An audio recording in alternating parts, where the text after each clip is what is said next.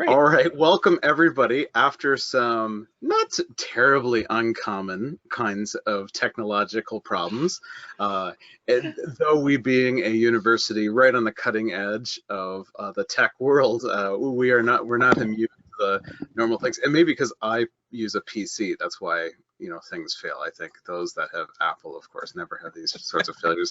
As your host, I was confidently logging on 15 minutes early, and I got the blue screen of death on my desktop. Awesome. So that was great. But we have figured it out, and now we begin this session, this Signum Symposium on what is Signum Culture. And I do want to give a couple of announcements. Be watching the Signum Twitter feed. We have a couple events that are coming up. One's a Mythgard movie panel next week, which are always a lot of fun. I mean, super deep dive into movies. This one's like the classic sci-fi 1972 Solaris. It's gonna, the nerd level is gonna be super high. And we also, I think, have Gabriel Schenk. Maybe I'll have you share at the very end. You're gonna do I was gonna say an autumnal, a midwinter, a solstice ghost sharing story, winter solstice ghost story session. So I'll have Gabriel come on, Professor Schenk come on at the very end of the session, and make sure that we share on that. And of course, check out Signum University's YouTube channel, where there are hundreds of videos of various lengths, from 2-minute sound bites right on up to several hours, watching Corey Olsen at a run with a character with a chicken on its head through. I think 16 hours is the longest one, but 16 hours. Yeah. YouTube had to remake the rules for us, but Twitch didn't. There's actually a parallel session going on in Twitch right now, as is the case. Okay, so here we are. This is Signum Symposium. So of course we're not going to do just, we're asking what is Signum Culture. It'd be comfortable just to sit around and just do it the normal way that we've always done it, but we're not going to do that. We're actually going to push the boundaries a little bit today. We've opened up the microphone, so I've unmuted each of you as an organizer, and so I'll just ask if you can to remute yourself until it's time for you to speak. We're going to have a little chat with the panelists. Going to have Professor Olsen share a little bit about some of the deep, dark history of Signum University when it comes to the culture question, and asking, and then we're going to throw it open to everybody. What is the personality of Signum University? What is its character? I mean, it's something that I noticed almost immediately in coming into Signum. This is not simply it was not simply a platform for delivering knowledge, facts, not even a platform for reading together good books, which a lot of great books colleges could be in the digital age. This is actually something different, and it was I understood the technology within an hour or two of playing with it. I understood how to teach pretty quickly. What I've been doing for the last 4 years at Signum University is always trying to understand the culture, because there's a character to the school that draws me in as much as the great authors that we read, the great films that we explore, the great topics that we chase down, and the great discussions that we have. Beyond those things, but not disconnected from them, there is something. Right, and that's something we want to explore today in this Signum Symposium, as we do it today. And we have one. I don't know where Serena Higgins, if she's going to manage to make it. She's not feeling well, but I'm going to introduce our other panelists here with us today. So let's begin. I guess that's the thing. My top is not your top. I've never understood that. So. All right, so let's begin with Mark, just because Mark saved the day today and brought us into this digital moment. So Mark Lachniet, he comes from the information security industry, where he's worked for over 20 years as an ethical hacker and licensed private investigator, whereas I've been sort of an unethical hacker and unlicensed investigator in my previous life, I guess. Mark's been a volunteer and student at Signum since 2014, so much of the history of Signum, and has been researching, get this, the parallels between modern computer hackers and magic-wielding wizards in history and fantasy literature. And of course, as soon as you say it out loud, the idea of wizards, which is as hackers, is super intriguing, right? Or vice versa, right? I guess that's the point, Mark. And I'll be using first names. I think we'll chat in first names throughout our session. All right, we've got Professor Sara Brown is in the house as well. She's a high school English teacher who's been in the ed game for more years than she cares to remember. That's probably fair. We don't have to share all that, right? I started in 2012, pretty much at the roots, and they haven't been able to get rid of her since. So they've made her faculty chair. That actually sounds like an unseen university kind of appointment, doesn't it, Sara? Right. Actually, and it wouldn't be uncommon for unseen university kind of structures and systems to find their way. Hang on, does that make me Ridcully or Rincewind? Yes, I don't think any of us are quite Rincewind. Rincewind would be a great hacker, though. Yeah, that's right. Yeah, that's the beauty of it. Yeah, good stuff. And she's faculty chair and in charge of the master's thesis program. And just a quick plug, you can check out, there's a couple dozen master's theses that are available through Signum's digital library. So check those out. These are creative projects by master's students. Some of them have worked on them for years, trying to find a way to capstone their learning here at Signum University. All right, Sparrow. We've got Sparrow Alden here as well. She's a Signum alum who became an adjunct professor in English and creator of the Writer Space, a local community resource for writers. She has 2 adult comet-like children, comet, and she published collections of poetry on Kindle. And the pinnacle of her career, I'm actually quoted in a bio here. This is good. So Brenton Dickinson has called her Words That You Were Saying blog the geekiest token project he's ever seen. And this is a very specific project, right, Sparrow? Yeah, in fact, it was my master's project for Signum, but I just couldn't stop. I have added hundreds of words since I graduated. And this week I'm trying to sort out the individual words, lie as in down, lay as in eggs, and lie as in tell and untruth in The Hobbit and disentangle them from each other. Right. Well, isn't that the beauty of it? And so actually one of the cool things about Sparrow Alden's blog is, so you do like a deep dive of the words, like just lists basically at first, yeah. But then you gather them together into either some analysis or you put like together a whole song or a poem or passage with all the links, right? Exactly. Right now I am working my way through every word of the dwarves, the deep song in chapter 1 that isn't and, but, or, and the. And which is why I got to lie, because there were things laying underground and right. It's very exciting. So that's where I am this week. Good stuff. Yeah. Beautiful. No, that's right. And so yeah, you can check it out, and that's a free resource as well. So yeah, so hopefully that folks can check that out. We've got Serena Higgins, who's haunting the GoToWebinar hall. There she is. Excellent. Here I am. Of course, I would be the ghost in the machine. I'm sure actually we've done Ghost in the Shell as one of our Mythgard movie clubs. I'm sure at one point. If we haven't, then I'm sure it'll be on the list. So Serena Higgins, who just waved at us there. I've got her bio here as well. She's a PhD student, your PhD candidate now, all but dissertation. Is that right? That's right. Yeah, it's just a week ago. Thank you. Yeah, excellent. Congratulations. Very, very well done. Presidential Scholar and Teacher of Record at Baylor University. They have almost as cool names as we do, actually, for their things. Her latest publication is an academic essay collection on the Inklings and King Arthur, which won the Mythopoeic Award for Inkling Scholarship last year. And her, which I think there's an excellent essay on intertextuality in it too, by the way. And and her interests include British modernism, the Inklings, Arthuriana, theater, and magic. So there you go. Very well done. And Serena Higgins has also been one of our chairs and has been cycled out to work on that PhD project. It's a cool thing to pass those projects, right? Yeah, those are nice, right? Yeah, good stuff. And she's feeling a little under the weather, so she may nod or wave or give a thumbs up. But thanks for. I'll probably bring my webcam in and out here and just pop in when I have something to say. That's right. If she falls down, could somebody in Waco, Texas, let the authorities know? That would be great. It's just a cold. It's just a cold in the head. Thank you very much. Thank you very much.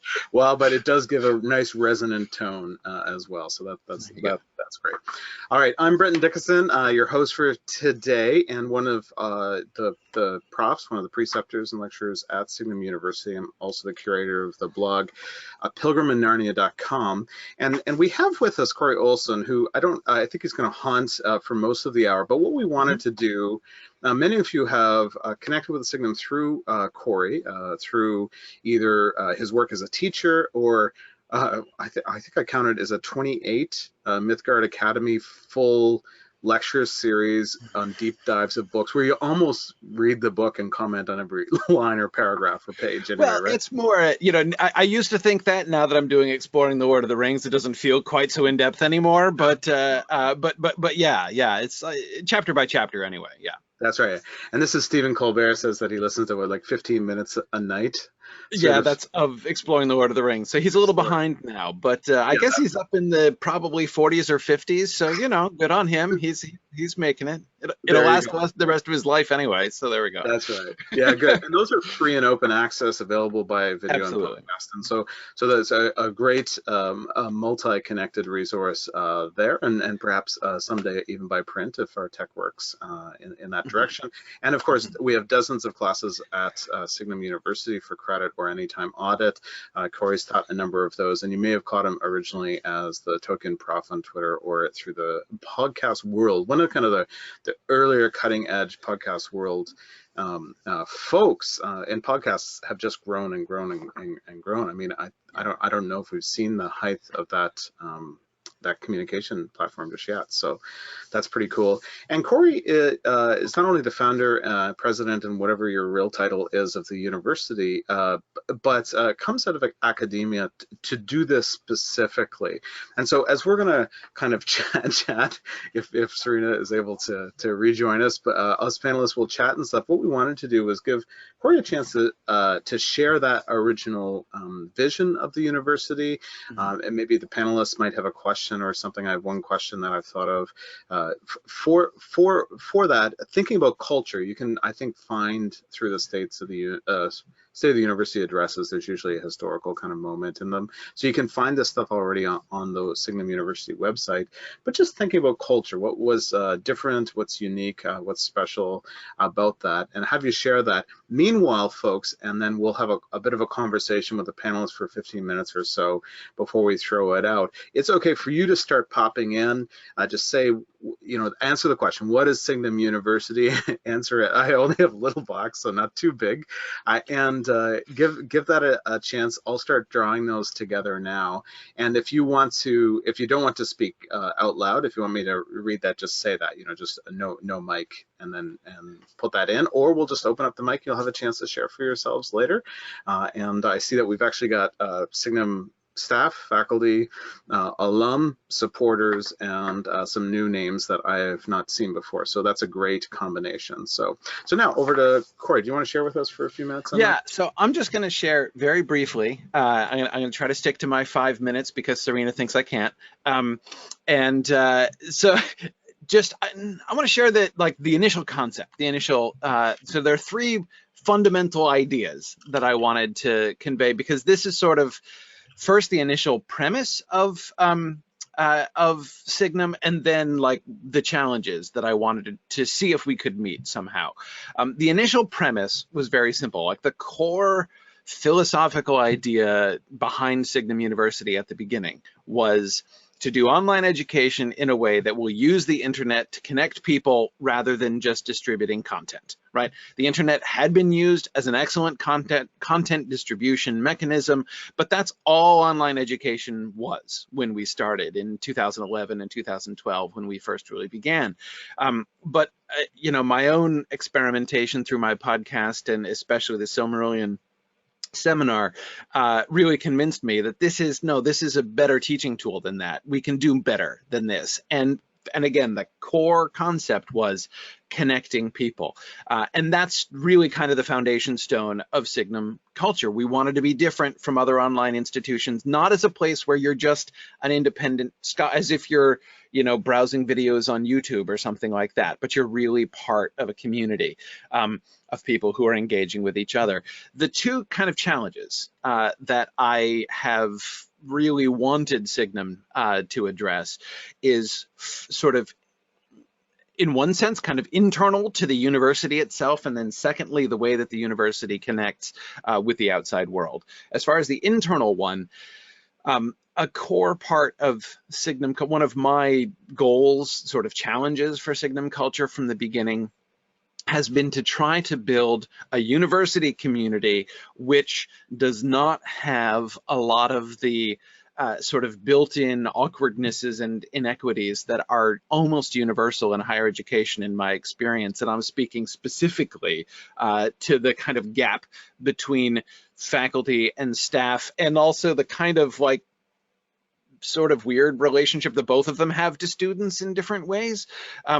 That the way that those three groups of people, staff, faculty, and students, connect to each other is often awkward and sometimes really quite objectionable. I mean, you know, back in the old days, right, in the 18th and 19th century, university staff basically meant like the servants, you know, of the faculty.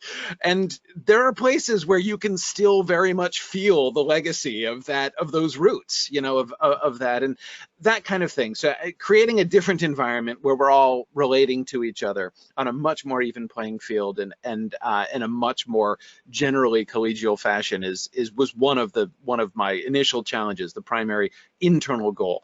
But externally as well, the way in which the university relates to the outer community. And of course, this was an inherent part of Signum from the beginning and the way that it grew out of my podcast, right? So there was always the broader podcast audience and the subset of the podcast audience who, you know, became Signum students and started taking our courses and things. And then, you know, there was always that kind of middle ground, like the people who were auditing our courses, but they were not, you know, matriculated as MA students. They weren't taking the courses for credit, so they're not like officially students, but they are our students. And then there's the community who only participates in the open broadcasts like Mythgard Academy and, you know, and the other things that we do, but don't take our classes or even audit them. So from the beginning, there has been this much, we've been part of a much larger community, which are still the Signum, they're still a huge part of the Signum community, a big part of Signum culture, even though they are, in one sense, right, in one way of looking at it, technically outsiders, right, to the primary educational life of Signum University. And again, that in large part, that relationship between inside and outside is kind of a legacy of my whole podcast experiment originally, you know, wanting to take the whole, you know, with scholarly publishing and taking scholarly publishing to the podcasting field and thinking about the relationship between what I found to be a very inward-facing scholarly community and instead be reaching outwards and trying to be more inclusive in that, with that. It's also kind of a legacy of that as well. So those are the challenges. How can Signum be more intimately connected with the outside world, with the broader community, not just a community of scholars, even if we are facing inward lovingly and equitably and all these things. I didn't want us to be facing inward, you know, with our backs to the rest of the world. So those are the two things which the two kind of parameters which I tried to, you know, I wanted to establish for Signum, and then the culture has kind of grown and developed since then. So that's it. I'm done. That's my 5-ish minutes or so, just to kind of explain the concept and the birth of things. I have to say that's pretty 5-minute-ish. Wow, well done. Thank you. Thank you. Thank you. Well, you know, intentionality is built in. That's that's clear from the beginning. Did the panelists, any of the panelists, kind of have a thought on that? Like, or do you want to query Corey? Do you want to let this spin out from here? Yeah, go ahead, Sparrow.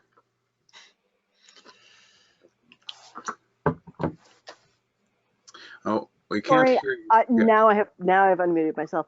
Corey, what have you seen? I mean, because you've got this, let's all connect to each other in this healthy way. Have you seen ripple out effects from that core intention? What have you witnessed? How has your baby grown?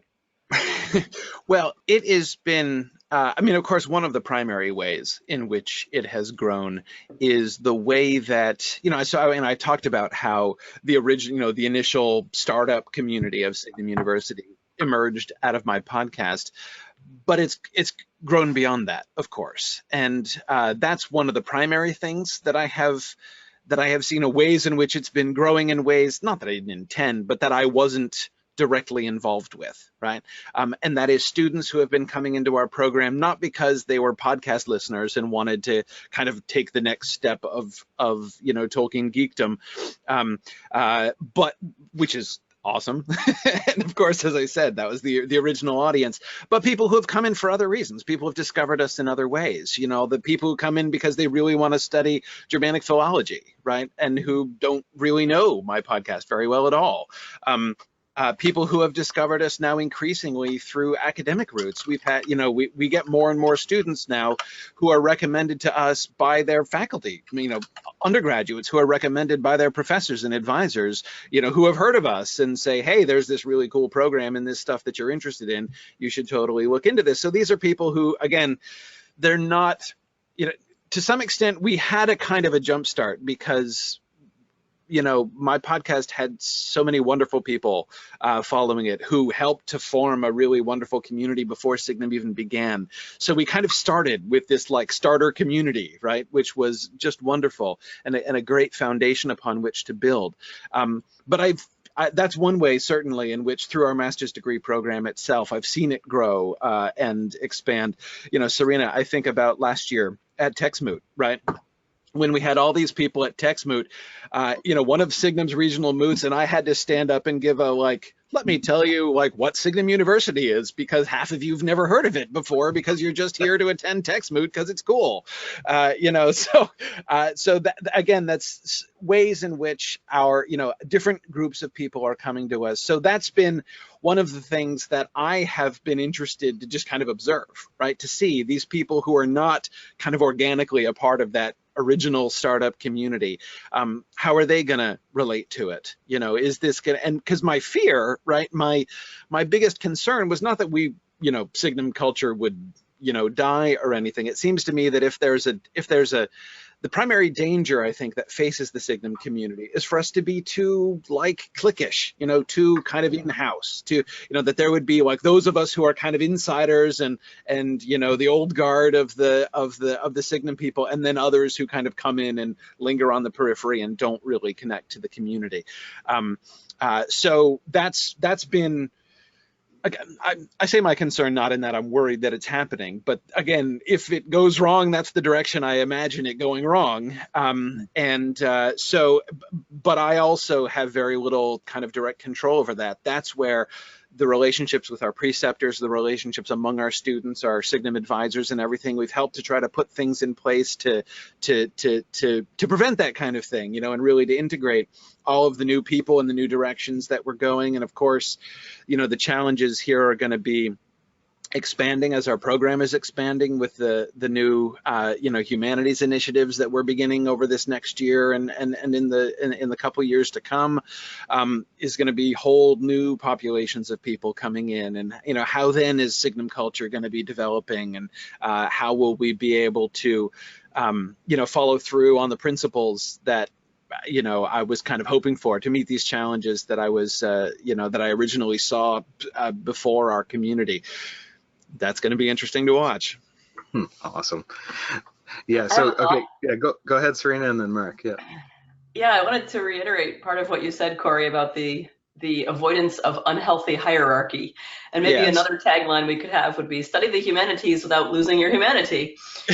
Unfortunately, a lot of academic institutions do enforce a kind of unhealthy hierarchy that takes away from the dignity of many of the people involved in the institution. Thankfully, that's not universally true. And the atmosphere at Signum reminds me of a really good academic conference. When you go to a really small conference, say one that's just studying a single author or a really small theme, everyone there tends to be really welcoming and encouraging, especially to the younger and emerging scholars, because they know if they're not, they're going to die off and no one will be left to study their one author that they love. Right. And so in a way, Signum has something like that atmosphere and that attitude, but I'm really optimistic that we won't lose it as we grow.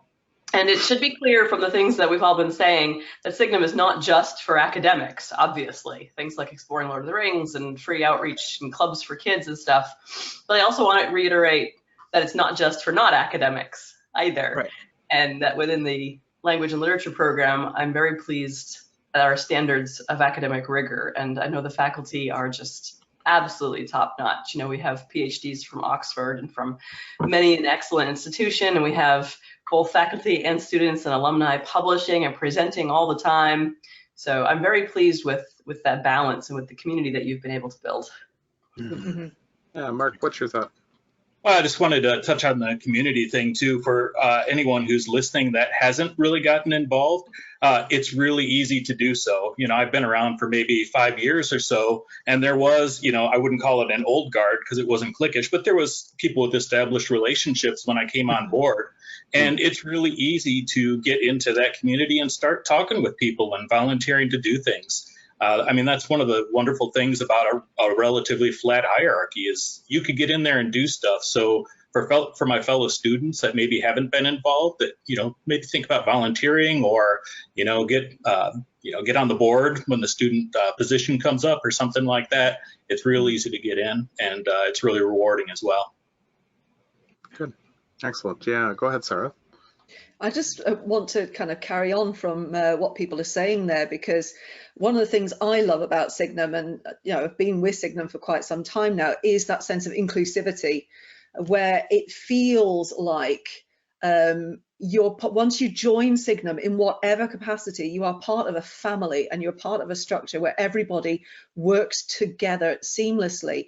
And that is so important, because in a lot of institutions, you do have that disconnect between faculty and non-faculty, and it creates a gap in between in which, never the twain shall meet. Whereas I see Signum more as a jigsaw, because everybody has things that they do for Signum, and it creates, just to torture the metaphor, one big picture. But I think that's really important. It's one of the important things for me, is this sense of inclusivity, because it's not just about the inclusivity with those who are doing things for Signum, but it's also those who come to Signum. I mean, for example, we don't turn somebody away because they don't come with a pocket load of money, which you would need at any other institution. People come to us and they want to study. We find ways to help people to achieve that. That is so important. When, a lot of people would look at the cost of studying at a bricks and mortar university and just be completely turned off, because it's so much money. It's so much money. And, unless it's for something very specific for your job that you can see this is going to benefit me financially later. And let's face it, my PhD in Tolkien does not have that kind of financial benefit. Then it's really off-putting. But, what I love is the idea that people have an opportunity to explore and indulge in something that just fires them up and interests them and, lights up everything inside them, without having to be terrified of the bill that comes at the end. So, work study placements and things like that we have in place there to help people and to encourage people to actually come along and do what you are going to love to do, without having to dig right into the bottom of your pocket and wonder if you're going to pay for this or for the gas. That's just what I wanted to add to that. Well, the word accessible is I suppose an overused word, but it's very intentional, I think, in our community, right? We're always asking that question of access in one way or another. That's why I noted transcriptions. It sounds odd, we're very visual and audio, but eventually we may be able to have a full transcription service as well. It's actually a question of just how we can naturally just roll out into what the next space for us as a community is. I think Corey, you wanted to say something there. Well, yeah, I mean, that's all really important stuff. And just one thing I wanted to add to Sarah's, it's one of the to Sarah's comment, one of the things that I am most proud of at Signum is that we've never turned away. There's never been a student who has wanted to study at Signum but couldn't for financial reasons. Like, we've never turned, it has never been impossible, because there have been a significant number of people. I mean, not only do we keep our tuition really low anyway, but we do have the work study option. You can essentially barter for your tuition, and therefore, there have been a number of people who have completed their master's degree without ever actually paying a cent to Signum University in tuition, because they've bartered their entire way through.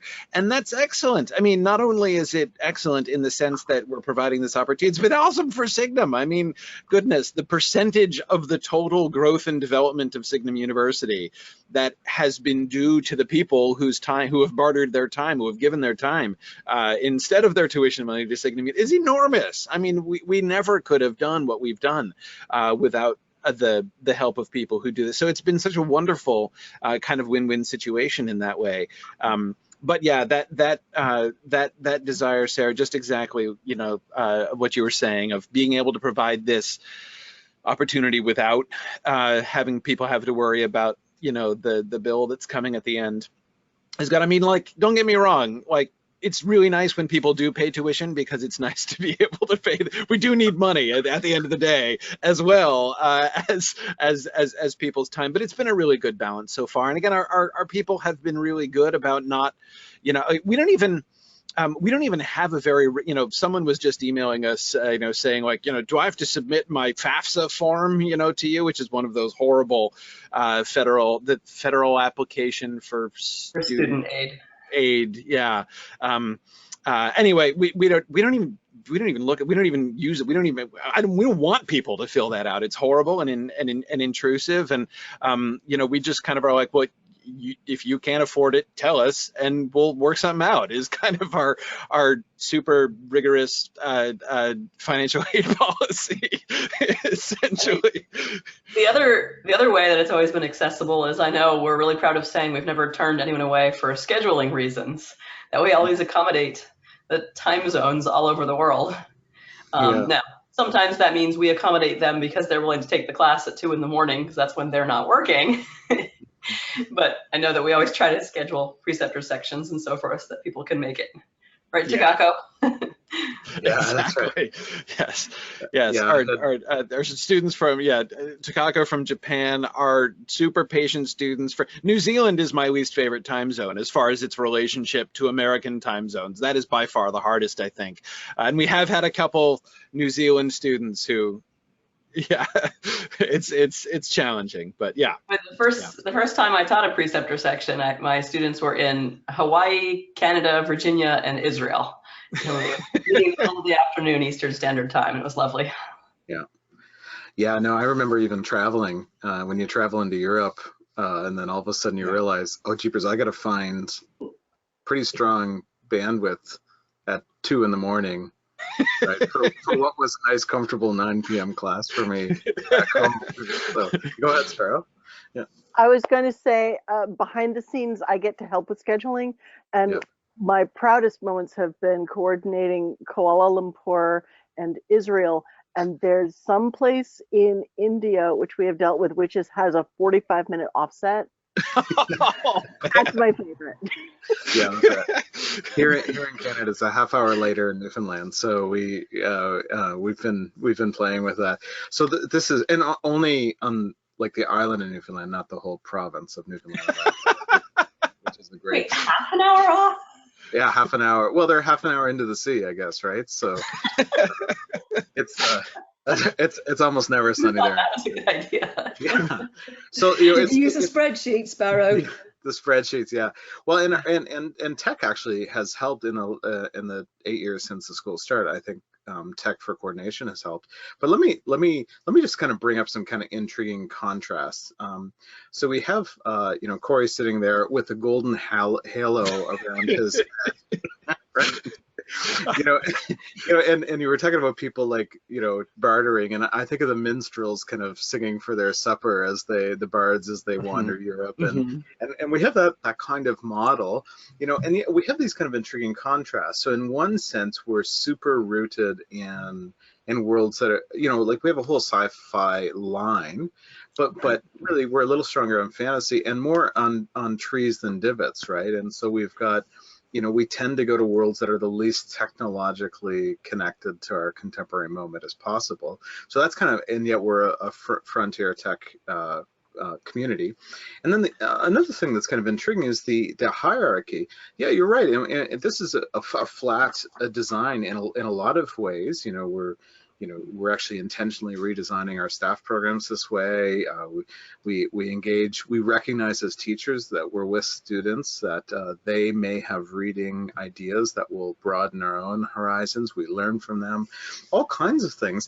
Yet we tend to use like, professor or doctor when addressing one another. I remember first teaching with Sara here, and she did kind of gently say, actually we do tend to say, Dr. or Professor Brown, and so thanks, Sara, for kind of drawing me in that one. Not a rebuke, just a nudge, in that direction, and so gentle.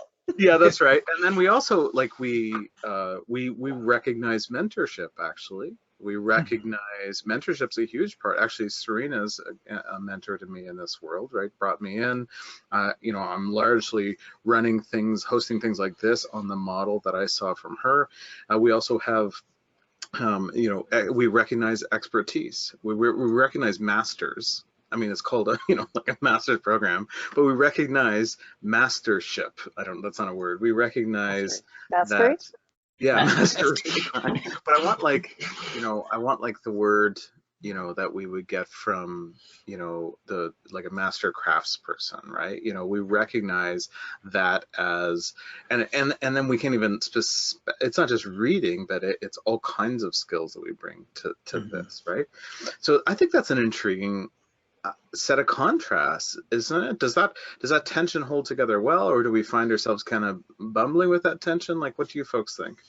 Well, for me, one thing I would just say briefly about it is that, to me, it's one of the things that is kind of liberating about a more kind of flat structure, and like when you don't superimpose like power hierarchies among people, it's much easier and more natural just to like give respect where respect is due, and to have these kinds of mentoring relationships when those things are kind of forced upon you, right? When you're constantly being told like to whom you must kowtow and over whom you have authority and all that kind of thing, it's I find it makes those relationships not easier but harder, to be able to, whereas it's more natural when everyone is relating to each other in a much more flat kind of officially, as far as the outwardly imposed structure.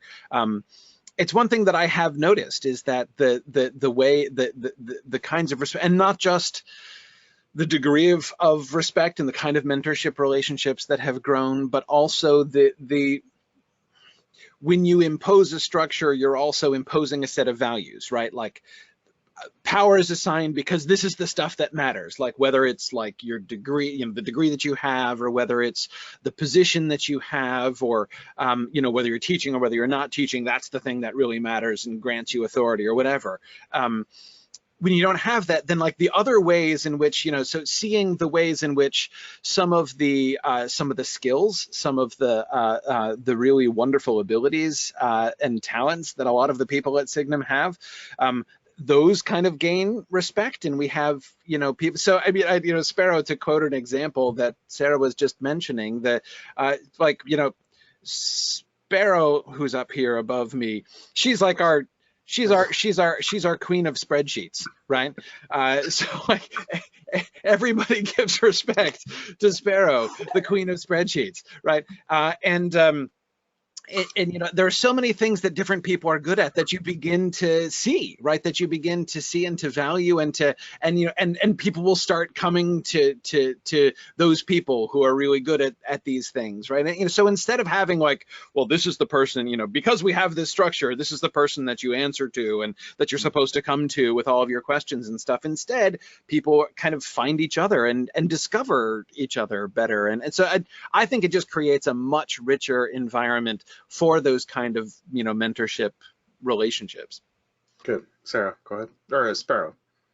I want to add that our amazing students, because of the format of Signum, we're not looking at 21-year-old folks who are all straight from school to school to school. Yeah, we have students with a breadth of life experience, which makes it really easy to look at this person who's maybe on work study and know that, hey, they're an expert at cybersecurity. Hi, Mark. I had a student in a class of mine, and the topic got onto Egyptology and demonology, and he said, well, my first master's degree is in Egyptology. Do you want me to put together a little presentation? Yes, your first master's degree. That was before. Oh, I see your doctorate in archaeology. Okay, great. The students are so amazing. It makes it just a heck of a lot of fun to be in community. Good stuff. Yeah, and so I do need to stop the panel. So, because we're having a side conversation. You should know the panelists are all having a side conversation in secret chat room. Which never happens, by the way. Serious and important question for Corey, though. So we have Sara, so Dr. Brown. So this is going to be on the record. This is recorded. Are you seriously going to do this, Brenton? Yeah. So how do I pronounce your first name, Dr. Brown? It's Sara. Sara, right. So where is it? Okay, so this is an interesting Sparrow. question because it is, you know what it reminds me of? It reminds me of Tolkien talking about translating names into other, like when the books are translated into Dutch and German and things, and the question of how you translate the names, right? Do you just keep the names, you know, and not translate them, or, you know, when the English name means something in English, right? Do you use the same, you know, the parallel thing in the foreign language, right? Yep. So this is, I've been pronouncing your name Sara all of this time because I feel like if I pronounced it Sara, I'd be faking a British accent, right? Which is, you know, so I'm like, but you see the parallel? It's like, you know, when someone pronounces their name. Cultural appropriation. Yeah, exactly. I'm like, you know, I don't know. But then again, like, or do I blithely go on, you know, pronouncing your name like Americans would, and disregarding how you'd like to have your name sound? So, you know, it's tough. It's challenging. Well, that's all right. Corey will. So yeah, so Sara. So we moved from Japan, and we wanted to name, if we had a daughter, name her Hana, which is flower in Japanese. And then I got back to Vancouver and I said that, they're like, oh, Hannah, you know, like, you know, it was a completely different name. It just fell right off the list. So then you only had a son. Yeah. Well, okay. So what we're gonna do? We're gonna have Corey. You can speak first. I have a serious question for Corey. Do we have time? Yeah. Go. Yeah. Corey, what's something do you think Signum Culture does not get yet? What's something we don't do well yet? Actually, can I pause that? Actually, let's hold that to the end of the hour. I just like it's a great. Want to end on the negative? Yeah, like no, it'll be like a hopeful throw forward, because I also don't like I would hope that as we chat about these things, like we'll have things emerge and say, oh, you know, actually I think we've got a terrain in front of us rather than behind us on that question, right? And so I think it's a great question, Sørina. It's actually on my list to ask in a different form. Yeah, I know. Woo-hoo. Yeah, there you go. And so, well, I said I'm following in your footsteps, right? So so let's hold off that. Let's have Corey Carrie. Anyway, let's. Hey, it's all good. It's all good. Let's have the token prof kind of go and do Twitch for a little bit, do the Twitter and all that kind of stuff. So now we're gonna go to kind of some student things, and I'll have the staff and faculty and alum here that's on our panel. Feel free to bring in your own thoughts, like as you're responding to the students, rather than just kind of sharing one by one. Let's go ahead and free for all it, but be thinking kind of like of a capstone thought about, like the spirit animal of Signum, but not that, right? So like a way of capturing an image. We've got Phil talking about teapots and virtual scones and things like that, having tea together. And Phil also says the Sara thing is an issue throughout the UK. It's actually, I think you're going to an election on that question today. So no, it's a different question. Different question. Do not talk about the election. No. It's not happening. No. And so Kat's on the screen. Let's bring up UK and American politics, shall we? That's right. Yeah. No. And of course we've never heard about those. So let's go to our panel. Let's go with the panel out to the community, folks. And so you can tweet me at Brenton Dana, or you can put a little comment here in the box, or you can raise your hand and we'll get you have a chance to chat. So we've got one hand up. I'm going to have Gabriel Schenk is one of our profs as well. We're going to have him share, and then I'm going to have Sara. Would you be able to read Kate Neville's kind of got a lovely comment here, and we've got a couple of others that I've captured that people tweeted or emailed earlier, and I'll bring those in as they kind of seem, and then I have some kind of harder questions to kind of ask as we get further, but we may not get that far. Gabriel, do you want to? Oh, and just a reminder, everyone, I've unmuted you, or am doing so right at this moment, and so if you want to remute yourself, just to make sure that there's no background noise, but we would love to hear your voice. So if you want to raise your hand, we'll get to you in the next few minutes. Go ahead, Gabriel. Hi, Brenton, and hi, the panel. Fantastic discussion. Thank you very much for that. I feel like I'm one of the babies of the faculty because I was only employed just under 2 years ago. But I can certainly relate to everything that people have been saying about the friendliness and the openness of the university, and that is a key part of its culture. Previous to Signum, I spent a few years working in admin assistant roles and teaching roles at Oxford. And at Oxford, sometimes when you ask someone how something is done, the answer is, it's been done that way for 700 years. How could you not know that is the way it's done? Whereas at Signum, when I've asked a similar question, how is such and such a thing done? The answer is quite often, either this is how it's done, or we don't know yet. Why don't you join the committee to decide how that thing is done? And both kind of reactions can be frustrating in different ways. But there was a wonderful kind of fluidity to Signum, which the panel have already covered. But that kind of the downside of that fluidity, I suppose, is that sometimes if you want something to be set, it isn't always set because the future is still being made and it is a very young institution. But on the flip side, I think that makes it a very exciting place to be. And because it's so welcoming and hopeful, you can actually be part in changing things rather than people just turning around and saying, well, we don't know how that's done, end of the story. Yeah, that's right. Yeah, that's nice. And it's so welcoming. I stayed at Gabriel Schenk's house last time I was in Oxfordshire. So that was and actually we had coffee with Sara when you were coming through where I was studying, right? So yeah, there are other kinds of those sorts of connections, and so that's it. So dynamic, open. Of course, that has limitations. So I actually literally just want to know how to do this one thing. I don't need a system. We just tell me how to do. I don't need to invent anything. So there can be those kind of limitations. Well, thanks, Gabriel. That's great. And I'll note here some other things. Takako says, when she thinks of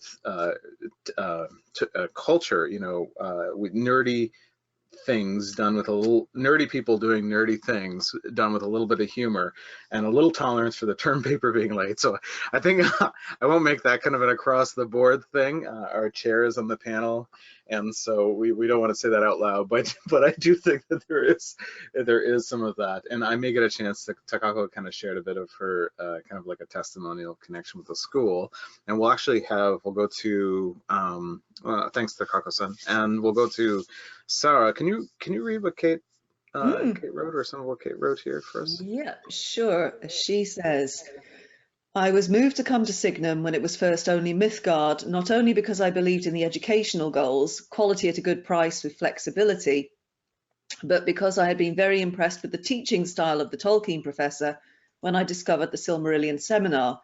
I had been turned off of the study of literature in college in the 1970s, and I was thrilled to find a professor who was interested in what the author was actually saying and who was also generous and kind with students. He seemed like an educator worth supporting. Plus, he brought Tom Shippey to the very first class offered on Mythgard. And I have found throughout my tenure, through to my master's, that the rest of the Signum family, teachers, preceptors and students, are equally kind and supportive and inspiring. Which is to say that Signum embodies the spirit of the Inklings without Dyson yelling, no more elves. No more elves being the nicely edited version. Signum edited version.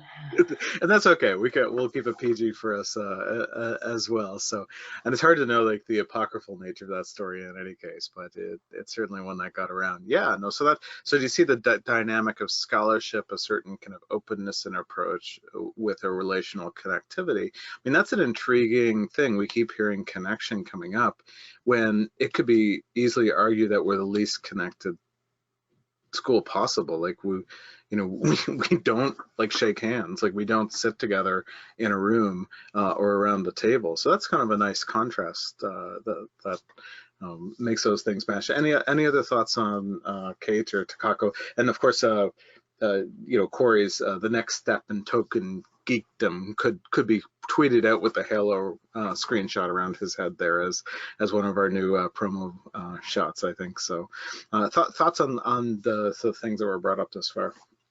I'll throw one out. You asked to think of a spirit animal, but I'm thinking more in terms of a vegetable, which is just kind of like an onion. I mean, there's so many different layers that you can come at Signum. I mean, if you're really into the fandom, there's people here who will talk fandom with you. If you want to have a really good discussion about books, you've got those discussion group sessions. And then, like myself, if you really want to challenge yourself and get better at academic writing and get more into that world, it's available for you. So that's one of the things I really appreciate, is just being able to go to a much deeper level, and all the people here who have been helpful and challenging me. Yeah, good. Layers like an onion or an ogre, right? Yeah. So that's a Shrek reference. Not everybody will get that one. Yeah. So yeah, so there we go. Fungi far from space. Good stuff. So yeah, and I thought it was parfait. Yeah, so Gnome Vice here says, thinking of the spirit vegetable of the onion, doing serious academic work can also make you cry, right? So it's like an onion in that way. If you cut too much, it does make you cry. Yeah, I've actually been there. Actually, that has happened. Yeah, good stuff. Yeah, and do you is rigor part? Is that in the Signum DNA? Is that like so natural that we like what is that? Is it intentional, natural, something we strive for? Where does rigor fit? It fits right in there along with everything else. I mean, yes, we are inclusive. Yes, we are welcoming, but we are also an educational institution. And if you are going to do your master's degree with us, I don't think anybody would want to go on a master's degree course that was airy-fairy and not really rigorous enough, because there's not a lot of point in that. You're doing a master's degree, you want to feel challenged, surely. And academic rigor is part of that. Preceptors will be encouraging and helpful and give lots of guidance, but in the end, they're also there to ensure that academic rigor is a part of the curriculum, so that when we are grading papers, certainly when I'm grading a paper, not only am I looking for the content, I'm also looking at the academic style of writing, and critique on both will be given, because I want students to move out of my class and into another class having not just learned something about the content of that particular course, but also having extended themselves as academic writers. That's part of the point. We also want graduates who, when they graduate from our master's degree course, are at least equal to the quality of students who graduate from a master's degree at any other institution. That's important, I think that we would actually be doing our students a disservice. It's been a long day. Our students a disservice if we offered anything other. I think it's incredibly important. So, and I'm quite certain Serena's going to agree with me, because I know she, like me, thinks that academic rigor should be built in and is built in. And our students benefit from that, in my opinion. Yes, all I was going to say was, you can see why I wanted Sara to be the chair after me. Thanks, Sara. Yeah, and Phil adds, does rigor, when you say rigor, does that include setting up a course that means exploring the whole Lord of the Rings word by word? I mean, that's it, right? Like some of our, like these are not light courses. Some of them, it's pretty common when I do a lit course here to cover a book a week, essentially, or something like that, right? Or I think it also maybe even more means putting something like the Lord of the Rings in a larger context, looking at what were the cultural influences on it, what are those scholarly conversations going on about it right now. If you're doing it word by word, that might be through a linguistics approach rather than through some other more casual approach. So I think a lot of times it means asking, what are the conversations that have gone on and are going on around this text, and how can we enter those conversations and then contribute something new to those conversations and put it forward. Yeah, there you go. And there's actually, so we talk about inclusivity, and but that always has, when it comes to critical thought and strong reading, there's always a hard edge. There has to be a hard edge quality to it. Like at some point, there's a no to the yes, right? So like at some point, there's a line, a limit, a standard, something that we strive for. I mean, what is a quest if the goal is just to go and get whatever you find in a field, right? Look, I found an old fence post, right? So like that's not the same as a sword and a stone, it's not the same, so anyway, so there's my metaphor has fallen apart. So I've also got caught up in an interesting conversation that we're having here, and part of that back and forth is like I just said the phrase spirit animal, something I don't really have any context for, even though I do understand some of our local indigenous culture and spirituality, just not a phrase that's used here. Obviously something that's contextually different, and so I do apologize. I'm not trying to pick that up and take it or even mock it, which I think spirit vegetable would be on the line there. So I have a bit of a pushback there, but it also leads me to the question of kind of the intercultural or international kind of status of this. Is Signum University, like, is it a multicultural, is it international, right? So two of the five of us that are on the screen right now aren't American, or not in America right now, and I don't know that the student body is quite at that level. I think it'd be a little stronger. Are we international? Is that something that is a field before us to explore, the multicultural dynamics of playing that out, or is that something just to be kind of comfortable with? We're generally an American-rooted school that is open and playful in the way that it engages the globe. What do you folks think? Yeah. We're an extension of Oxford now. That's right. Yeah. Yeah. So, well, we'll see. I don't think that's on the degrees just yet. But certainly, you know, I was actually reading something on C.S. Lewis today, and the person, an American scholar, quite a smart paper, complete American appropriation of a British text, cultural text, and smoothly moved it over to an American cultural critique without any feeling to explain why that was natural, right? Just the assumption that it kind of the political view of Lewis in 1945 and then moves to 2015 in the United States, and that was supposed to be a fluid thing.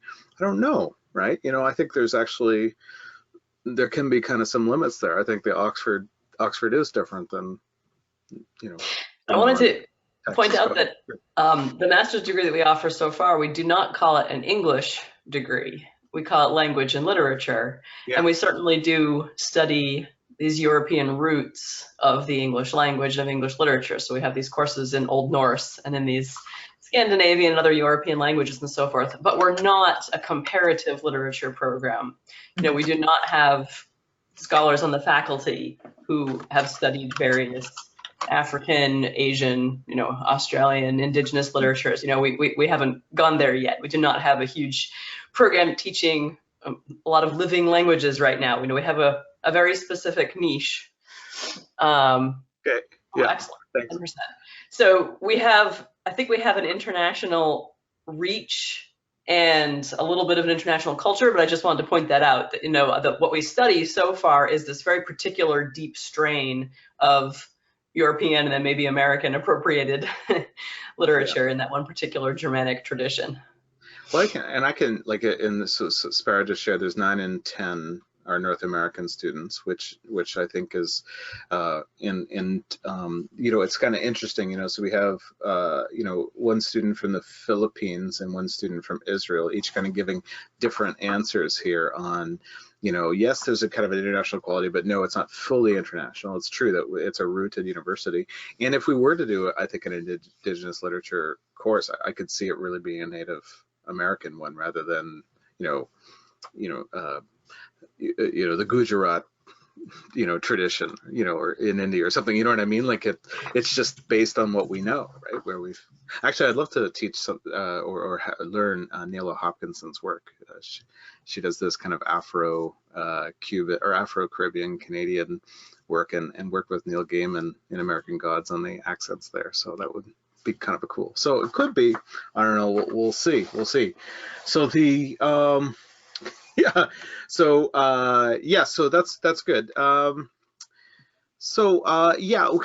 couple of other comments here that I wanted to do, and I think Sørina will have to drop off at some point for other responsibilities. So thanks so much for coming, Sørina. You'll have to watch the video in order to get Corey's answer to your question. Yeah, I'll have to do that. Thanks so much. It's good to see you all. That's right. Bye-bye. Yeah. So and actually students are here, like actually we've got students trying to give suggestions of programs, you know, what about, you know, Dr. Sturgis doing Indigenous fantasy, or, you know, like, you know, Phil saying here, you know, what about Celtic languages and mythology? I mean, sir, we need to develop in that kind of this actually, is this how we develop curriculum? Actually, that's a good question. You know, do we one of the ways. Yeah, one of the ways that we develop curriculum. One comment that was sent by Wes, who's a teacher but also is a student and works with a school, is that he says, where else do you get to discuss C.S. Lewis, Shakespeare, and sex dolls in the same class? Okay, so when asked if at Signum University, so just to give a little, just a short context, is that I did C.S. Lewis and Mythologies of Sex and Love this semester and ended with Larson, the Real Girl as one of our last discussions, kind of an beautiful American film, and so, you know, is Signum University, are we pop culture connected? Like, I can't think of anyone less pop culture connected than C.S. Lewis or J.R.R. Tolkien, and yet they created whole streams of popular culture, right? So are we a pop culture connected university, or is that just some of us? Is that just a stream within the different the delta that is our school? Like, what do you folks think? Yeah, go ahead, Sara. I think some of the courses do draw quite heavily on popular culture, because the way in which we study certain texts or certain authors lends itself to that. I mean, some courses absolutely don't, because they're very specific. Like, if you're doing Norse literature, then, you're probably focusing on that, although I'd love to see them extend out with a discussion on Thor in the Avengers, but hey. But yeah, I do think that a lot of our courses, especially when you look towards the end of what's on the course lists, you often see sort of projecting forward and outwards.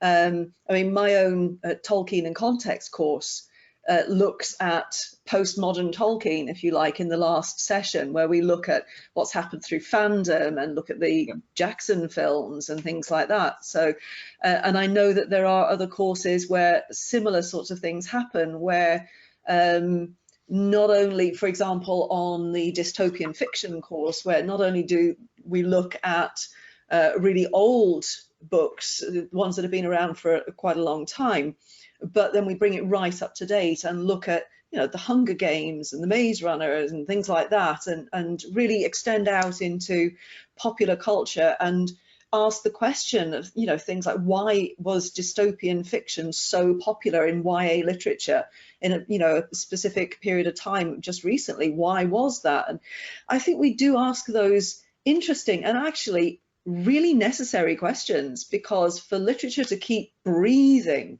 and living and moving on, I think it's good to look at why it's so relevant in today's world. Why do we still read Tolkien? Why do we still read C.S. Lewis? Because it's still relevant. And if it's still relevant, why is it still relevant? What roots it in today's cultures? So actually, yes, I do think that a lot of our courses do address popular culture, and I would argue we're right to do so.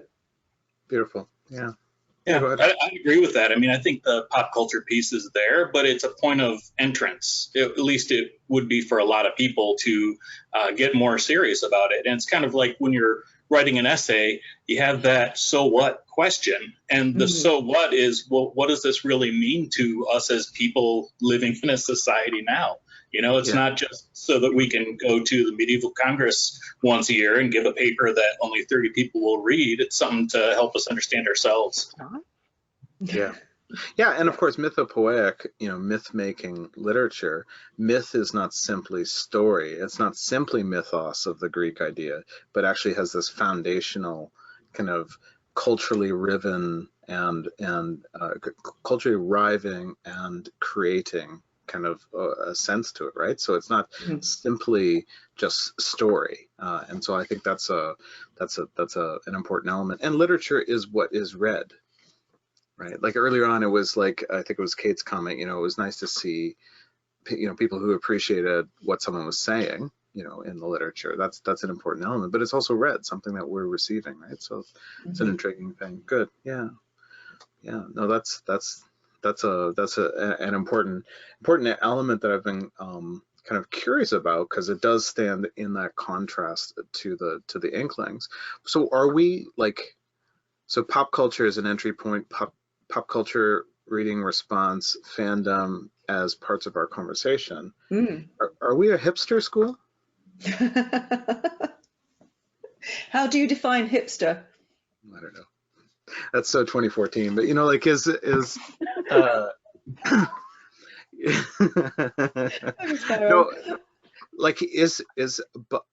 are we faddish? Are we on the edge of stuff, or are we not kind of narrowed to one of those things? No, it's getting into the dialogue that's been going on for 20 years, 30 years, since it started. Yeah, good. I think that being on the edge of stuff is very different from being faddish, because stuff to be on the edge of is, I am looking around my world and I am wrestling every day with ideas about heroism and honor and leadership, and what is a good king, what is a good leader of the free world. And I have to go right back to C.S. Lewis. I go right back to the coronation of King Frank. That's what being on the edge is. Sorry, I'm crying again. It's me. If you know me, I cry. Signum Culture. Sparrow cries. Yeah. No, that's good. I'm actually glad you cried. That's good. Yeah, I don't know. Thank you. Thank you. This is we'll send you a digital tissue there. So one of the students said that he makes virtual scones. So if you could just email us all scones, culture. That's good. That's Phil. So Phil's going to get a bunch of emails at the end of the session here. So good stuff. So Kate, when I asked the hipster question, Kate says, "Of course, I'm the one with a beard." Okay, fair enough. Fair enough. You know, and Noam's right too. Like we're not, you know, I think Noam, you would agree, like we're not on the cutting edge of like, you know, sci-fi or something, right? Like, and we tend to let books sit for a bit. You know, like the Broken Earth series would be a great, you know, N.K. Jemisin would be a great series to study, but we tend to let these things ferment a little bit. Percolate a little. Yeah, that's right. And just kind of grab them. So I'm not actually a student yet, just a humble lore monkey. So that's, and scone monger. So that's what Phil says. So yeah, go ahead, Sparrow, and then Sarah. I have a challenge. To anyone on the faculty. Okay. Right? Yeah. What if we had a standing day after the Hugo Awards panel discussion? Respond right now to the Hugo Award winners. Right? It's going to be N.K. Jemisin for the next 20 years, as long as you've read. Yes. Okay. Yes. I am all in favor. I will knit for the winner. Yeah, that's right. Xenia says that's actually a great question, or great suggestion. That's a really good suggestion, because that's sort of, I think, still one of the building and dynamic parts of our program is the sci-fi, like what we want to do with that and where that's going to go. So, Sara, yeah, we missed the latest winner. You're right, Noam. I am behind the times, but that's actually the point. I just got to Broken Earth last year, right, or this summer. So there you go. Sara, what's your thoughts? I just wanted to zip back to your comment about, you know, are we a hipster institution? And see, here's my response to that. Apart from your beard, of course, which is magnificent, of course. My response to that is that the whole idea of the hipster is being very self-consciously hip, you know, deliberately, self-consciously hip. So, you know, putting yourself out there and saying, hey, look how cool I am. And I don't think we do that. I think we just do stuff. I don't think we're setting ourselves up to be self-consciously cool. I mean, I'm the least self-consciously cool person. I'm the least cool person. I'm a completely unapologetic nerd. So, you know, I don't think we are hipster. I think that we are just fun. And well, would the school, like Sara, would the school or anybody actually, and students, you can raise your hand, pop by, and give your thoughts. We want to be kind of winding up in the next 15 minutes or so. So I'd like students, now it's your time to kind of raise your hand and get your voice in. If we weren't in a geek chic 2-decade cycle, like it's been a building cycle where nerddom has really come to the front of things. If this wasn't that moment, could Signum work? You know what I mean? Like, or actually, is there kind of an anti-cultural, countercultural thread that makes it also gives us energy? Do you see the kind of thing that I'm trying to balance there? Yeah, I think there's always been nerds. Even when nerds aren't cool, nerds have been around. You know, just ask Bill Gates. Nerds are always there. Sometimes they're just, you know, quietly in their own room reading Tolkien, and sometimes they are suddenly, you know, everybody wants to be a nerd because it's suddenly cool to be a nerd, and then they get to fade into the background again. A bit like, you know, when I was a teenager and I was a goth. Every now and then people get goth-like, and that comes to the fore as a culture, and then we get to hide in our dark corners and pretend to be vampires again for a decade. But, you know, there have always been nerds. There shall always be nerds. I have decreed it so. nerds were always among us. Mark, yeah, and then Sparrow. Yeah, I was going to say there's certainly a lot more nerds these days. I mean, it's a lot different Or more now. openly nerd. The 70s when I was playing Dungeons and Dragons at the elementary school, a lot, especially with role-playing games. So, I have children now, and you could see the stuff that children are exposed to, teenagers and so on. It's very much part of the consciousness to be thinking about Dungeons and Dragons and things like that. All kinds of webcasts and things like that. People just listening to people playing Dungeons and Dragons. My daughter listens to hours and hours of that stuff every day, and so I think that really does contribute to the ability to get people interested in it. Yeah, I think it would be a lot harder to do this if that wasn't the case. Good, yeah. Yeah, I agree with you to a point, but I do think that it's the case that perhaps people are more openly nerdish now. That it's kind of easier to be openly nerdish because you're not necessarily getting your head kicked in the schoolyard for it. Yeah, and that's nice. I mean, good thing.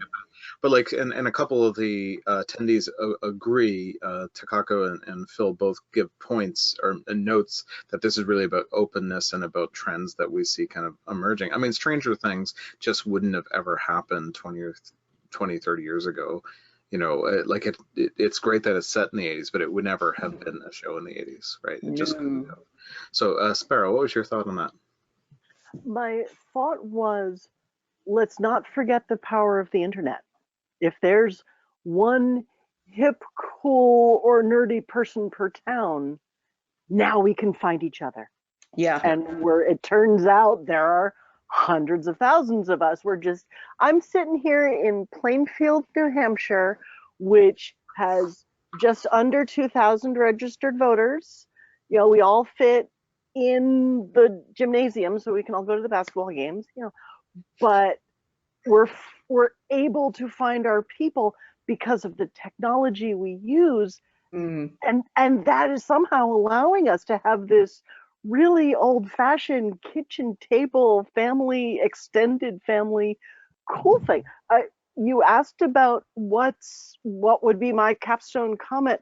There are people at Signum who knit bright yellow slippers and send them to me, and I knit bright blue jackets, and we send them off for when Signum staff have babies. Right?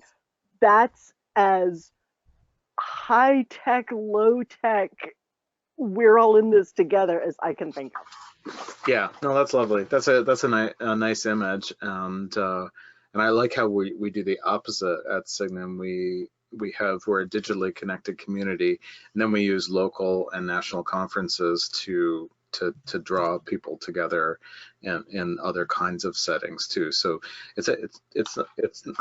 we've chosen a pathway, but it's not a pathway that limits in any kind of a way. So yeah, well, that's good. Yeah, and there's actually more comments here on on nerd culture that seemed to have kind of tripped a kind of a thing, like Buffy, right? Of course, is a nerd culture kind of show, but there's getting mentions from other shows. Zena mentions Mr. Robot here, so this is yeah. What's that? Hackers. Yeah, that's right. So yeah, so good. So that's and Doctor Who is like a nerd culture show for whatever. I don't know, 5 decades. How old's Doctor Who? I don't know how old Doctor Who is, but somebody knows. So is Signum Culture, like, I made a comment once in a public lecture that I'm always afraid to talk about Tolkien in a public lecture because there's always like 2 or 3 people in the back mocking me in Quenya. Like there's an elvish club at the back, talking about how, I clearly have got the etymologies wrong or something. So it can be terrifying, parts of nerd culture, including D&D culture, graphic novel stuff, like knowing the right things that come along. Even the Marvel universe has its own kind of intensity to it. Is that a culture in Signum, or is it just, is it more about magnetic draw than it is about magnetic repulsion? Like, what do you folks think? I can see Sparrow she's on the edge, like, no, I want to say something. I'm on the edge, and I'm saying, if Corey Olsen is the pebble that got dropped in the pond, and his just welcoming and just and equitable values spread out like the ripples. I think what he said earlier is exactly what we find at Signum. If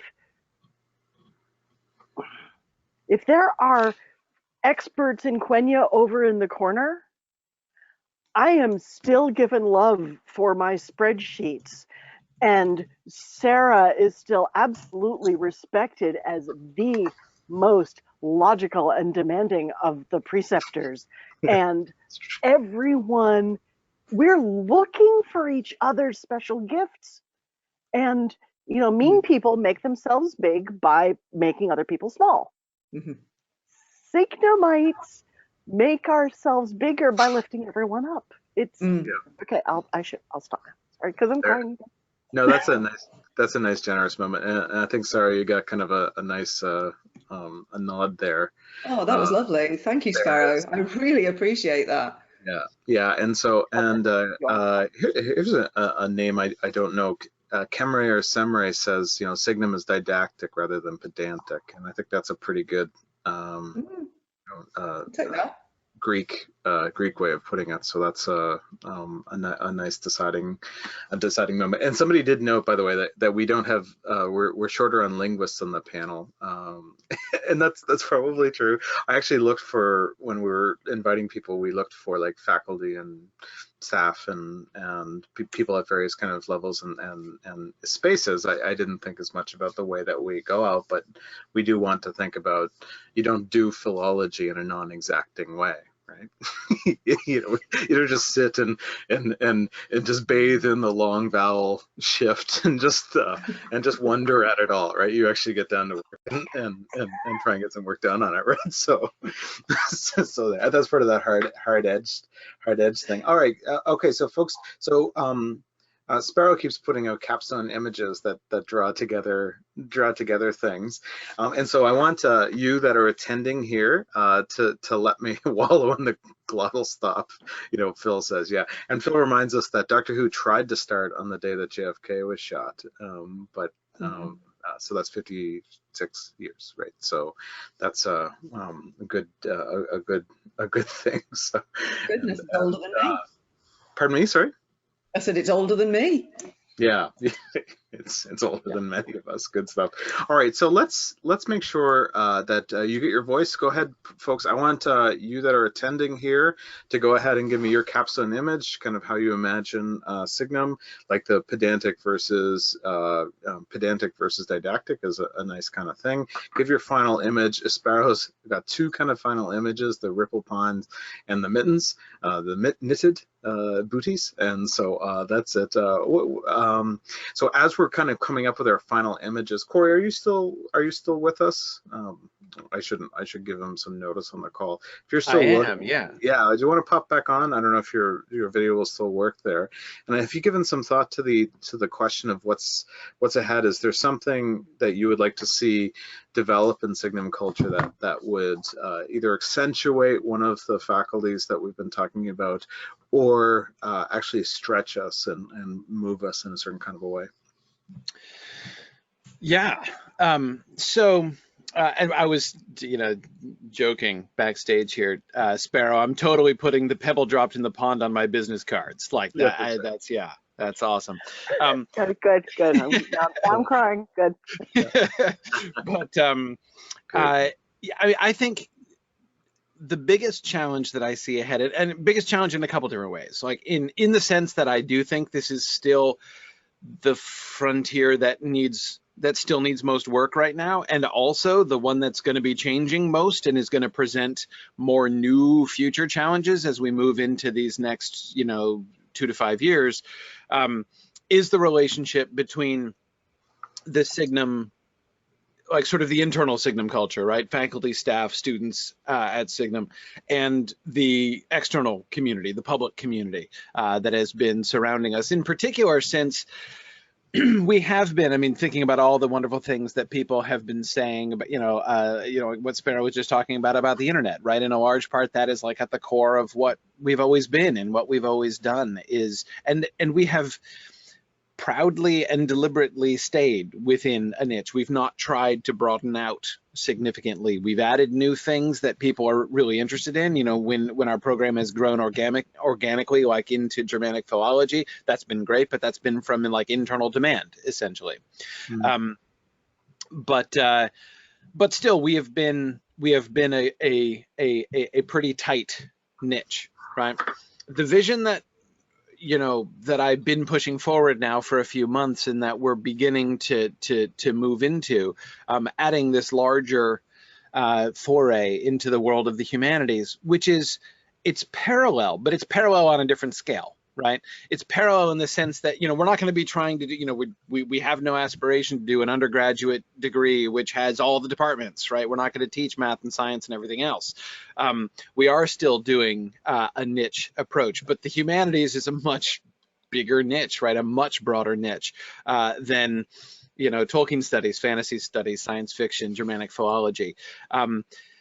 And so I can see, so again, one issue is, I think that, you know, one, which is still a current issue, I would love to see ways in which Signum could be, I think that our relationship inside to outside, like again, the broader community and our internal student community, I think that we could do that better. I'm not sure exactly how, but sometimes I feel, I mean, I'm particularly kind of at the junction of those two things. I spend a lot of my time on a weekly basis interacting with our broader community outside of our master's degree community. But of course, I also spend a lot of my time interacting with, you know, all the folks internally at Signum as well. So I'm kind of looking in both directions. But one of the things that I see when doing that is that often there are still gaps. You know, there are a lot of people inside Signum who don't really get the broader community, you know, who don't really have any connection to it and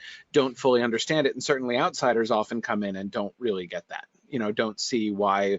You know, I've been told by some people who have come in like, you know, I think your institution needs to focus a little bit more. You're kind of all over the place doing all these different things. And I'm like, well, yes, but like, that's kind of part of the vision. It's not just, you know, lack of focus. It's that is part of our focus, is to build a community that can kind of do that.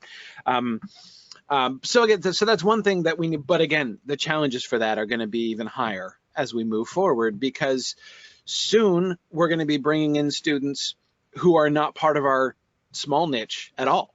You know, we're going to be having students in our student community who are not even fantasy fans, who've never read Tolkien, right? And who aren't into any of this stuff, right? I know it's crazy, yes, but I believe these people exist, and I think it's going to happen. And again, it's going to be a big part of what Signum does, is being able to, you know, there is a broader community that we can serve, and that I think that we could, but it's going to be a really, well, I was about to say a new community project. It's going to be a new scale of community challenge. But yeah, when that Tolkien studies, fantasy studies, Germanic philology, those will never be far from the identity of Signum University. You know, I mean, that will always be a part of what Signum University is, and will be a big part of our core.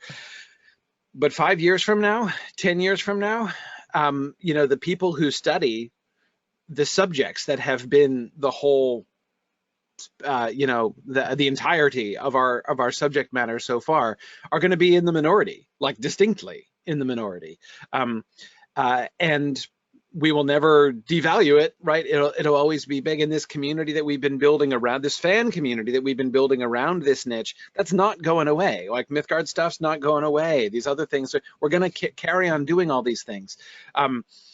As one of the messages that I keep trying to deliver about our humanities growth and stuff is that it's not about subtracting anything. It's just about adding. It's just about growing around it. But, you know, when that core element, you know, when the Signum as it currently exists becomes the nucleus of a much larger body, how do we, you know, negotiate that relationship between that core and that that outer body, right? The whole rest of that body. It's going to be interesting and challenging, and you know, my hope is that certainly a lot of the really basic principles, and that's kind of why I started with that at the very beginning, right? The really basic principles of just like connecting with people, of, you know, the kind of community of mutual respect rather than rigid hierarchy that we've been trying to build. If we can, you know, as we move out and bring in, you know, non-talking people and stuff into our community, we will still have those basic premises, and that'll give us still the foundation upon which to build and to explore exactly how this is going to work and how this is going to be. So, but that's definitely where you know, what I see is the biggest challenges, both the biggest challenge still currently and the biggest challenges still ahead. Yeah, well, that's intriguing, and I think we're going to have a conversation sometime about the disruption that Signum University is, Yes. to the degree that we want to be a prophetic voice, and to the degree that we just want to do the thing that's before us, right? So I think that's an intriguing kind of balance. And of course, we'll have yes, Sparrow. You are disappearing digitally, right? Goodbye. Thanks, Sparrow. Her battery's disappearing. Thanks so much. And so yeah, this is your last chance, folks. We're gonna kind of share a few comments and then have our capstone comments. I wrote mine down, and from the panel. And so if you just raise your hand if you'd like to just go ahead and speak the comment that you put here in the box, and I'll acknowledge you. Just a few points that we have here. You know, Takako had said earlier on in the session, I didn't read it yet, that one of the funny or interesting things about Signum University is you get to know the bedrooms of the people that teach you, right? You know? So, you know, and that's true, you know, like, you know, actually I know there's some profs that are kind of more intentional than I am about shaping the space that's behind them. For me, it's kind of like notes on books that I haven't finished I put behind me. Yeah, that's right. Actually, that's a nice disco ball, Sara. Yeah, that's just the disco ball. It's my light shade. It's just a normal I love that light shade. See, that's exactly it. Like I someday I hope to visit Sara and see that light shade in person. You know, it's Dragon Moot. You know you want to Dragon Moot. Oh yeah. Oh, well, yeah. Mark just reached back and grabbed a pickle, or something. I can't do that. Yeah, pickle. But like, I thought the thing that he reached, like, I thought the surface was like 20 feet. Like 12 feet behind him, and he just reached back and grabbed it. I love the perspective there with the bell phone sign there. So yeah, so let me kind of, yeah, let me grab some of these comments, right, so I just have to make sure I do this. I did want to say, so one thing Lorraine said was she does love studying things that she wouldn't be able to normally study where she is in the Philippines, and doing literature in English helps me reflect on her own culture and her own space, which is kind of an intriguing comment. So that's a nice note that we want to I think acknowledge there. And then Kate just said, you know, about the idea of letting books percolate in films and things like that too. Although our Mythgard movie panel, I think every third film or so is a pretty new film that it does.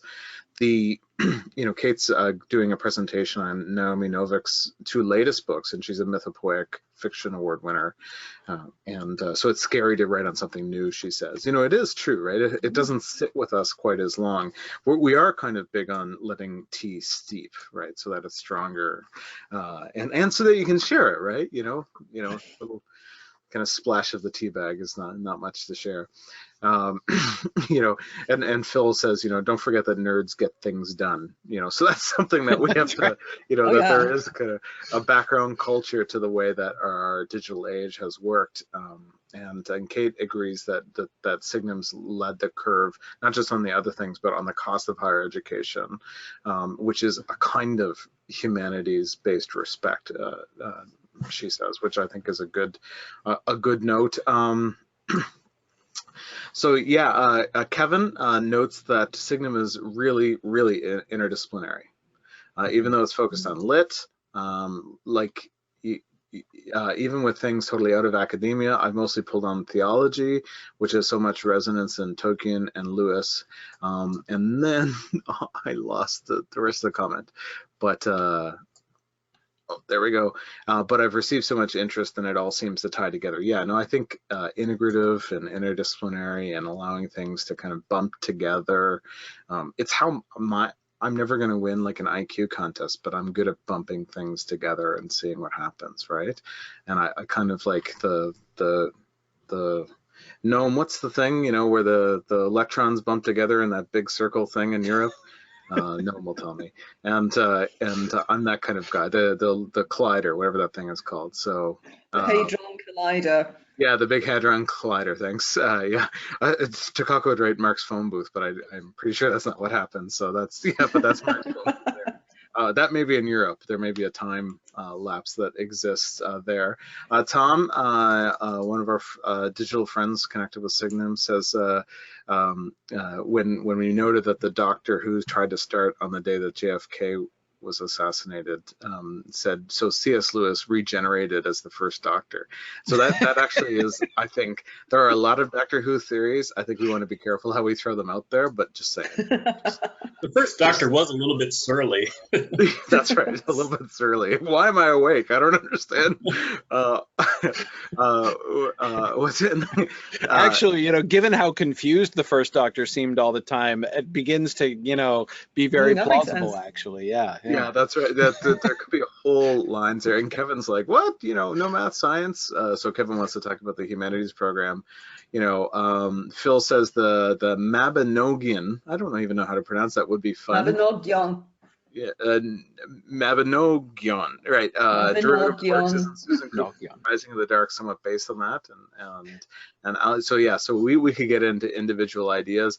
You know, Xenia notes here how you know, has a great question. How can MA students find a way to interact with newer students and new groups? And, you know, I actually don't know the answer to this question. Do we, like, we have our online discussion board. Is there is there a Facebook group or online Google board? Like, where do we talk? There definitely are through social media groups that people can do, but that's actually something that I would love to be a little bit more deliberate about.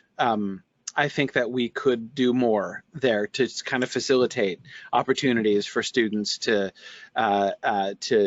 you know, talk and to, you know, as if for established Signum students to welcome new students and everything. That's definitely something I think we could do more of. Yeah. There's a Discord channel too that is available to everyone. So if you're like me and don't use social media, there's always Discord, and we can give the invite information for that if we don't have it.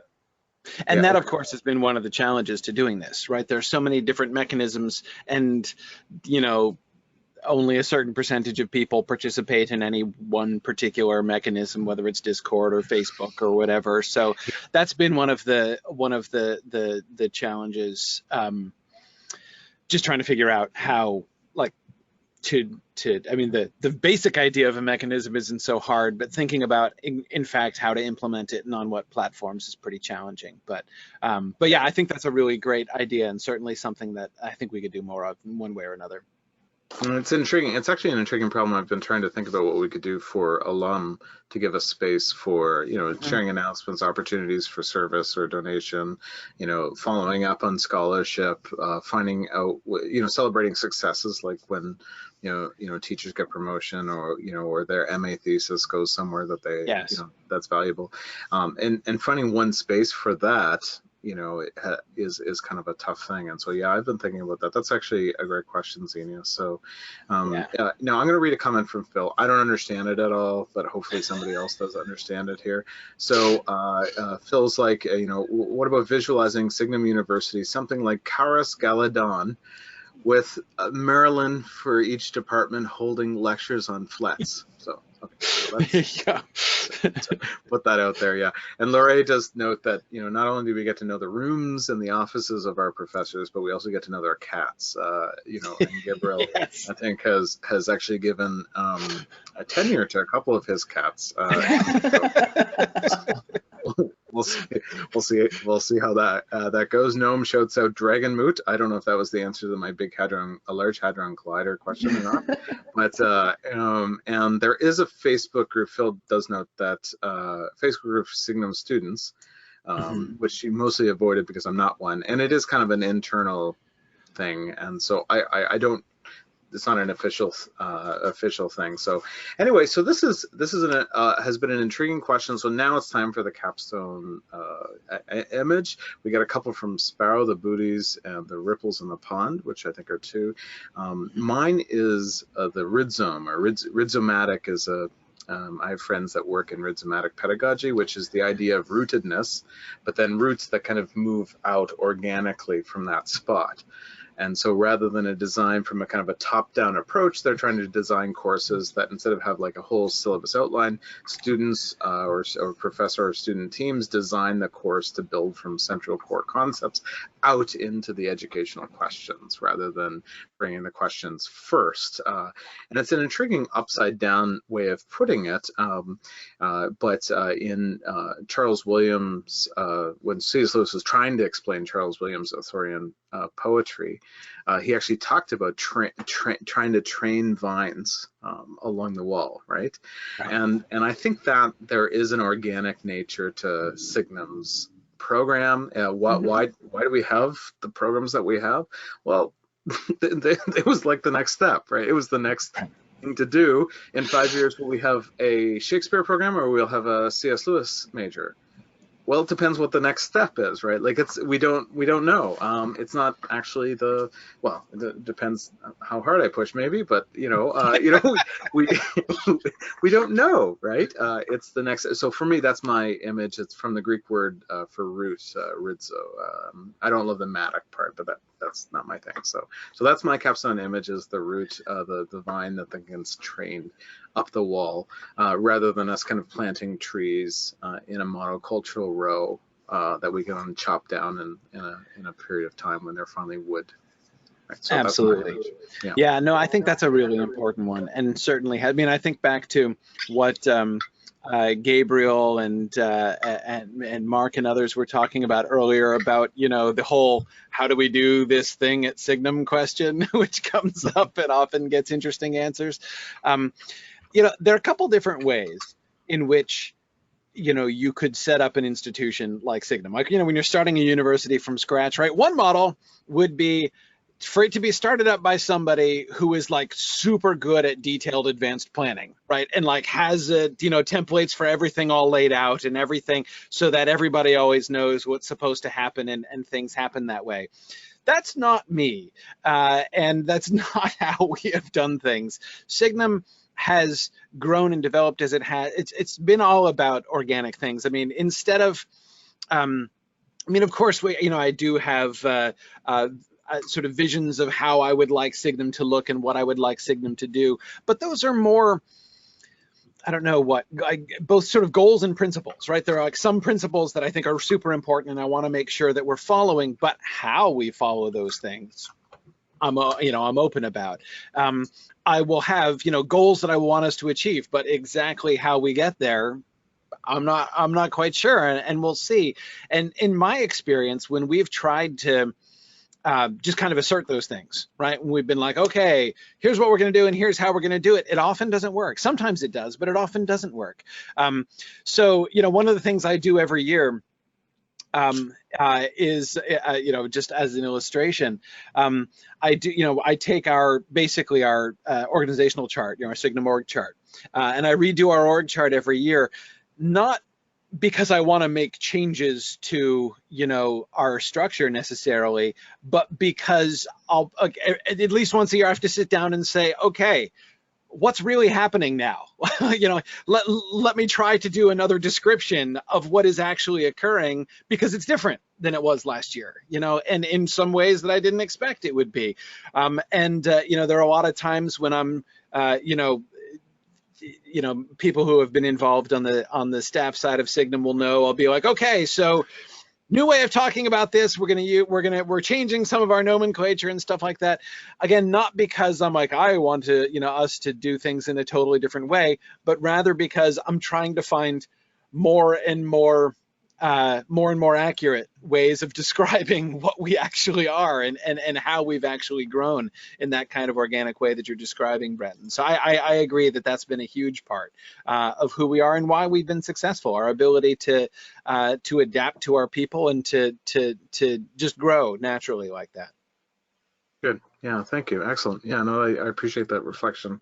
That's great. Sarah, who do we have left here? Sparrow's gone. So, okay, so after Sparrow, Sara or Mark, what do you have a final kind of capstone thought?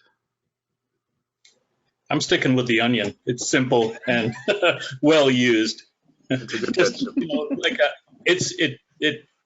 there's different things for different people, and you can go pretty deep to the point where I actually take advantage of my preceptors and write papers that I want to write and kind of force them to read it and get a lot of value out of it, you know, and you know, so that's there for you.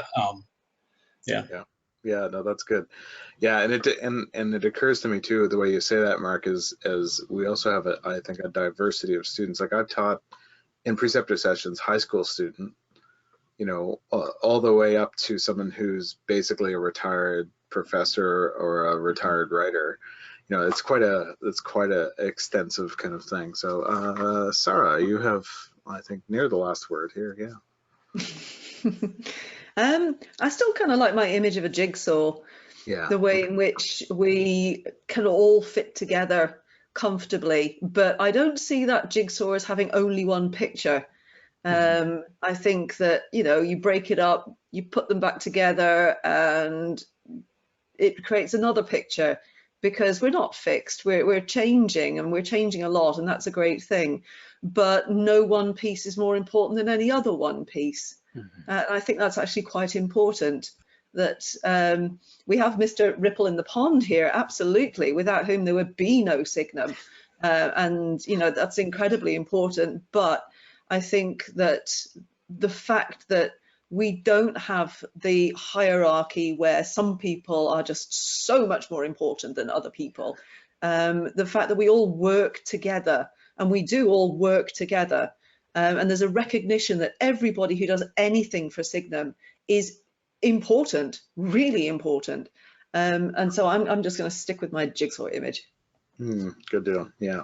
Nomad's Lego to your image there, Sara. I was thinking the same thing when you're describing that. Yeah. That's right.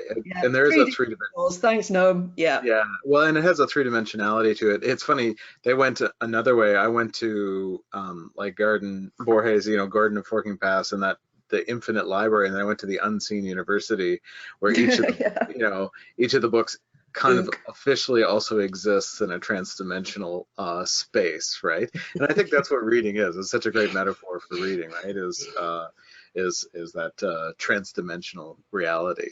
Reading transcends space and time and connects worlds that are often invisible or inaccessible to us. So, well, good stuff. All right, folks, this is it. This is the end of the What is Signum Culture panel. So I want to thank our panelists and give a couple of announcements. So thank you to Sørina and Sparrow. Thank you, Mark and Sara. Thanks to Corey or Fearless Ripple.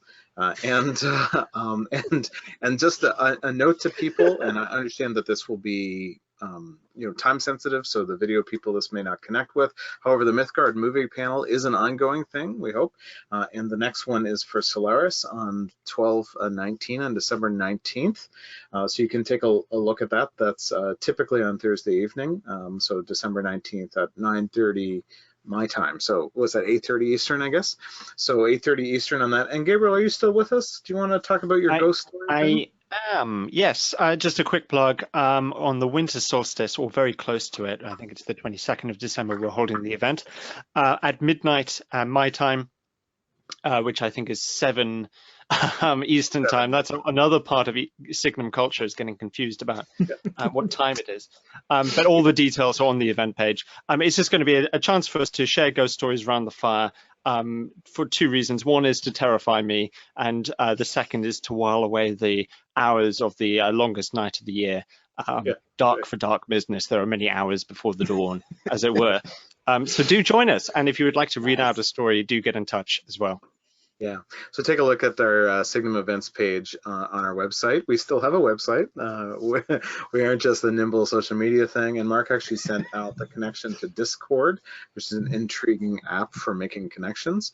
You know, it's an intriguingly named app. And you're right about the time zones. My phone told me at 2 while I was waiting in line to buy a coffee that my congratulations, your Signum Culture Symposium is starting now, right? And I'm like, ah! And that was to my time, not to Eastern time, Corey Standard Time, as we call it behind his back. And so anyway, this is it. Thanks everyone for being involved. If you have any questions, you can always contact me or any of our staff or faculty members through social media or through the Signum University website. We're pleased for new ideas about courses. We're also pleased for volunteers, and of course, you can always send us a whole lot of money, because we will pay that forward and provide a brilliant education for people who may or may not have money of their own, but would like some someday. So that's what we do. So thanks so much, and we will see you on the other side. Thanks, everybody. Cheers. Bye-bye.